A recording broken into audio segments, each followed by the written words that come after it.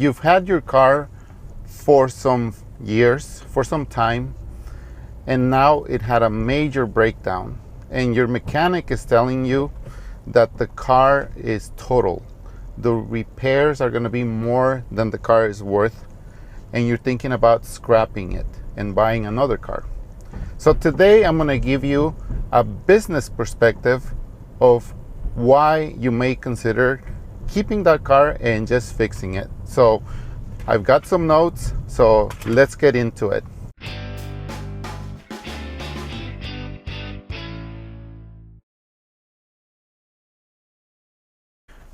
Okay, so first let's get into some definitions. So to define a mechanically totaled car, this is a car whose repair costs exceed the actual cost or cash value of the car, so the ACV. And for insurance purposes, it's considered to be a total loss. I'm going to be using fair cash value, fair market value, which are the same as actual cash value throughout the video. So the definitions are basically different people use it for different things, but they actually mean about the same.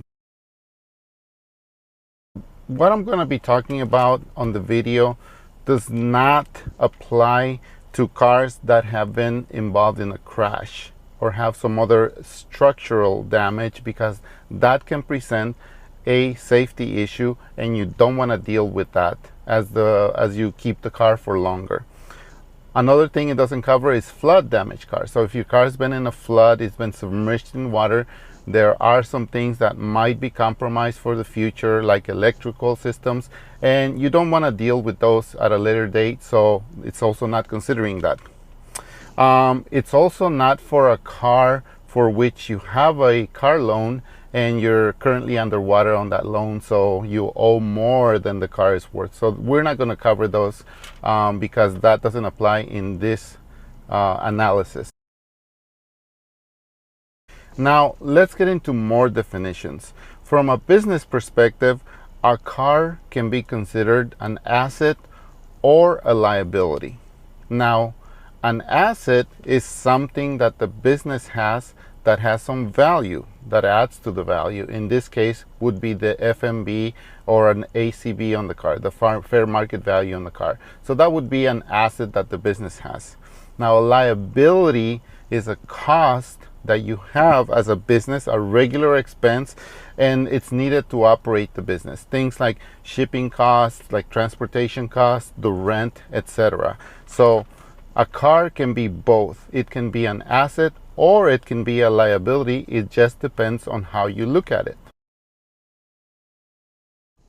Okay, to understand the analysis we're going to be doing from a business perspective, we're going to talk about the fact that most cars are considered to be depreciating assets. These are assets that lose value over time, not appreciating assets, which are things that increase in value over time. So a car is a depreciating asset.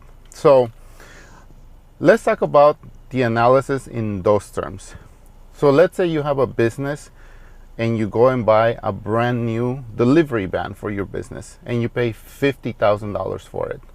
Now, in your accounting software, you would put that as an asset, and then you're gonna depreciate that over time, let's say over 10 years.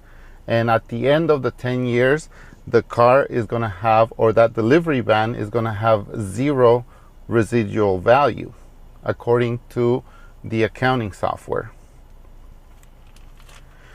But now let's say that you've depreciated that van and now you take it to be sold at auction, and then someone else has a business, a startup, or someone who's starting a business and they're interested in that van. So let's say they give you $10,000 for that van. So now for them, it's a $10,000 asset that they're gonna depreciate over time, just like you did on the original $50,000, and now that's going to be a depreciating asset for them. So now let's take that concept of depreciation to your car. Let's say that you bought the car a few years ago for $5,000, and Now the car is only worth $3,000, and your mechanic is telling you that to fix it, it's going to cost $4,000. So you're $1,000 in the deficit. So what do you do?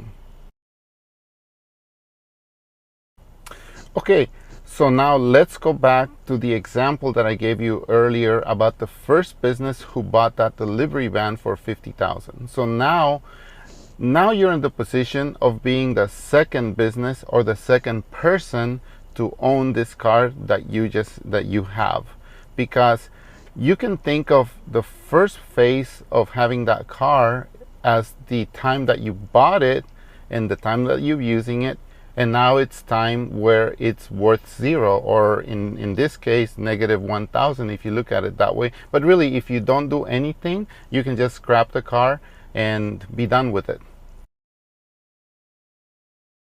So as far as you're concerned, that first business use of it is done, and now you're going to be the second business that's going to take over this car. Now there are some other options that you can do. You don't have to keep that car. You can go and buy a new car.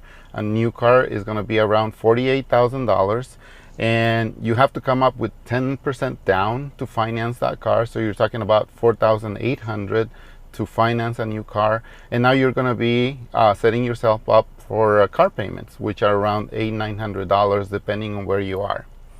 You can also finance a used car, and let's say you finance a car for like $10,000-15,000. Now for a used car, you have to give a 20% down, and that's going to be around $2,000 to $3,000, and now you're setting yourself up for another car loan as well. Or you can go to one of those buy here pay here lots where they give you the car, and then you have to make these monthly payments, and then you have all these excessive fees, and they're just kind of a scam sometimes, you feel like. So I wouldn't do it. Just don't do it.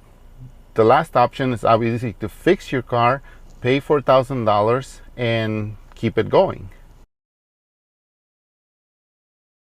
So in that scenario, you're like the second business that bought that car. But the advantage is you're buying a car of known reliability. If you've had this car before, you maybe are familiar with the things that it needs. Maybe you're familiar with like the kind of use it's gotten. Maybe you know when the last time the tires were changed or the oil was changed. So there's a lot of things that are normally unknown when you buy a used car or a new car, but in this car. It's important to think of the car as a depreciating asset, just like we established at the beginning of the video. Now, in that perspective, the FCV or fair cash value or the fair market value, it's only relevant if you're looking to sell the car. Otherwise, who cares how much the car is worth? Who cares how much it's depreciating? Who cares what the value was before or after? You're not selling it. You're using it for daily transportation. Transportation is a cost, so you should consider this as a liability, as a way to get around, as a transportation cost. That's how you should think of your car now. You would think of it in the same way that you would think about your house. Let's say you have a house and you've lived in it for years and you plan on living there for foreseeable future. Now, you're going to be looking at Zillow, some place, to find out how much the house is worth, but who cares, because you're not selling it. It could be worth $100,000, $200,000, $500,000. It doesn't matter, because you're living in it. It's your house. You're not going to sell it. So think of it the same way as the fair market value on your car. It's irrelevant. Okay, so what should you do? If you think of your car as a liability, don't think of it as an asset, a depreciating asset, because that's irrelevant. If you think of it as a liability, as a cost of transportation, then fixing that car in this example is the cheapest way to fix your transportation needs. So think of it like a stock. Assuming that you think that your car is maybe not going to be reliable for a while and you really want to get rid of it at some point, The last thing you want to do is sell it when it's like at its worst shape and nobody's going to give you any money for it, and you're going to have to scrap it probably. So think of it like stocks. You buy low and you sell high. So you're going to sell your car in the future when it's at a good place to sell, when it's in good shape, when it's fixed, when it's driving, and you can get top dollar for it. That's when you sell your car. So acquire it now for $4,000, drive it for some time, maintain it. When the time is right, sell it when it's in good shape. Then now it's time to buy low. So get a newer car that you want, that maybe needs a little bit of maintenance, something you can improve on it. Buy it at a low price, maintain it, upgrade it, and then you'll have a better running car, a newer car for less money, and you can keep driving debt free for the foreseeable future. So what do you think? Had you considered the business case for fixing a car that seems to be like on its last legs? Or maybe you've had some other ways of thinking about it. Let me know in the comments below. Thank you for watching, and I'll see you on the next video.